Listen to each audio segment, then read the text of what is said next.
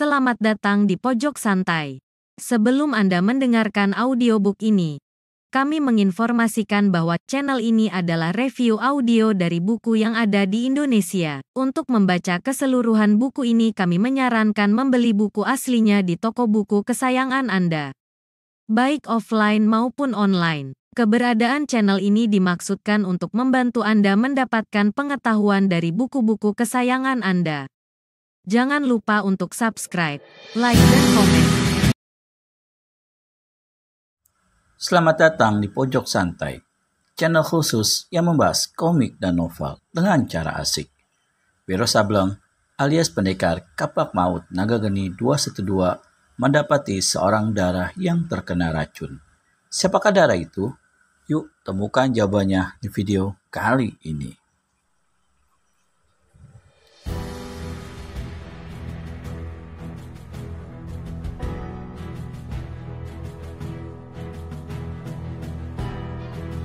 Danau Jembangan terletak di satu dataran rendah yang dikelilingi oleh hutan bakau. Di bagian timur danau ada sebuah rakit dari rotan-rotan besar. Di atas rakit ini berdiri sebuah bangunan tinggi macam menara yang keseluruhannya juga terbuat dari rotan. Dengan tubuh basah mandi keringat serta napas memburu, Wiro Sableng datang berlari dari jurusan barat. Pada saat itu, di atasnya terdengar suara pekik aneh. Ketika dia mendongak, dilihatnya seekor burung elang merah bertengger di ujung ranting sebatang pohon. Sepasang matanya yang hijau menyorot tajam ke arah Wiro dan berkilat-kilat ditimpa sorotan sinar matahari yang baru terbit. Aneh, kata Wiro dalam hati. Sejak dini hari tadi, burung itu terbang mengikutiku. Tiba-tiba, elang itu kembali memengkik keras menyakitkan telinga. Wah, hebat sekali suara pekiknya, kata Wiro pula. Lalu tanpa memperdulikan lagi binatang itu, dia segera berlari ke jurusan timur danau.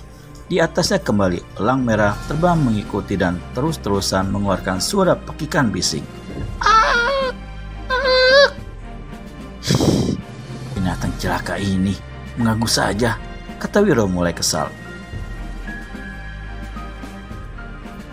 Sambil itu digerakkannya tangannya ke atas untuk memukul, namun sesuatu mendadak meluncur menyambar kedua kakinya, membuatnya terkejut dan cepat melompat.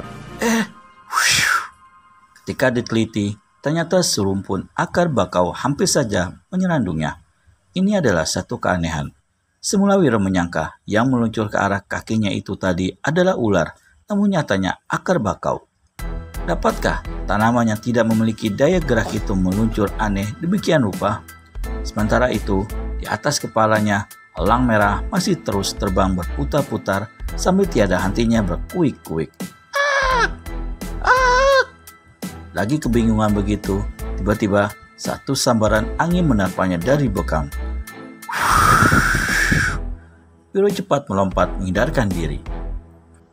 Untuk kedua kalinya pula, pendekar ini dibuat terkejut karena sambaran angin keras tadi ternyata disebabkan oleh batang-batang pohon bakau yang secara aneh berjatuhan ke tanah.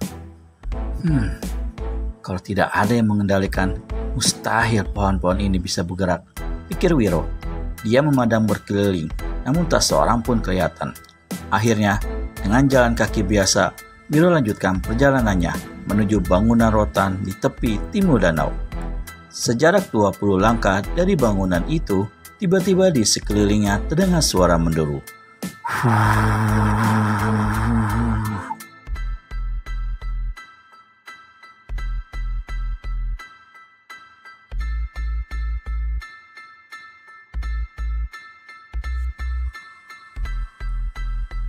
Pohon-pohon bakau yang berjajaran di tempat itu bergerak seperti tangan-tangan gurita menggelung ke arah tubuh Wiro Sableng. Kurang ajar, apa-apaan sih ini? Seru Wiro, lalu dengan cepat menghantamkan tangan kanannya melepas pukulan benteng topan melanda samudra. Serta-merta tanaman yang hendak menjerat tubuhnya mental pecah-pecah. Gila, aki Wiro Sableng sambil garuk-garuk kepalanya. Semakin dekat ke bangunan di tepi danau, semakin waspada dia. Tapi nyatanya, sampai jarak 5 langkah dari bangunan rotan itu, tidak terjadi apa-apa. Dengan cepat, ditelitinya keadaan. Satu-satunya jalan masuk adalah sebuah pintu yang terletak di sebelah atas bangunan. Jarak pintu dengan tepi danau hanya 7 tombak. Ini bukan satu hal yang sulit bagi Wiro untuk melompat masuk ke situ sekalipun dengan memanggul tubuh gadis yang pingsan di bahu kirinya. Namun ketika ia hendak melompat, sejenak hatinya menjadi bimbang. Mungkinkah ia telah datang ke tempat yang salah? Mungkin danau di hadapannya ini bukan danau Jembangan. Lalu apa artinya semua rintangan-rintangan aneh yang barusan dialaminya? Setelah menetapkan hati dengan mengandalkan ilmu meringankan tubuhnya, laksana seekor burung, Wiro Sableng melompat ke udara dan melayang menuju pintu di puncak bangunan rotan. Namun sebelum dia mencapai pintu tersebut, dari samping berkelebas satu bayangan merah yang langsung menyambar ke arah lehernya. Dalam terkejut yang amat sangat, Wiro Sableng masih sempat memiringkan tubuh. Namun daya lesatnya ke atas sudah agak berkurang. Yang mau tak mau, pendekar ini terpaksa melompat ke samping dan mempergunakan sebuah cabang pohon untuk menjejakkan kaki, lalu melesatkan tubuhnya kembali ke udara. Rasa penasaran mendapat serangan yang aneh itu membuat Wiro marah bukan main. Lebih-lebih ketika diketahuinya bahwa yang menyerang ternyata adalah elang merah yang rupanya masih terus mengikutinya. Dan saat itu, dari arah atas dilihatnya binatang itu menukik tajam. Jari-jarinya yang berkukut panjang tajam terpentang lebar, sedang paruh lurus siap untuk mengirimkan satu patukan keras. Ih, binatang celaka ini, kalau tidak dilenyapkan bisa bikin aku susah, kata Wiro geram, lalu memukulkan tangannya ke atas, melancarkan pukulan kunyuk melempar buah. Namun untuk sekian kalinya, pendekar kita ini melengak. Dengan satu gerakan cekatan, elang merah itu berkelit, mengelakkan pukulan, lalu dengan kecepatan luar biasa, berbalik kembali menyambar ke arah perut Wiro. Kurang ajar. Jangan harap kali ini kau bisa selamat, kata Wiro dan bersiap lepaskan satu pukulan lagi. Tiba-tiba dari puncak bangunan berbentuk menara yang terbuat dari rotan terdengar seruan nyaring. Sultan, hentikan seranganmu. Dan kau pemuda asing, masuklah kemari. Elang merah yang hendak menyerang Wiro keluarkan suara mengkuik keras, lalu berbalik cepat dan menghinggap di puncak menara bangunan. Terheran-heran, Wiro melesat masuk ke pintu.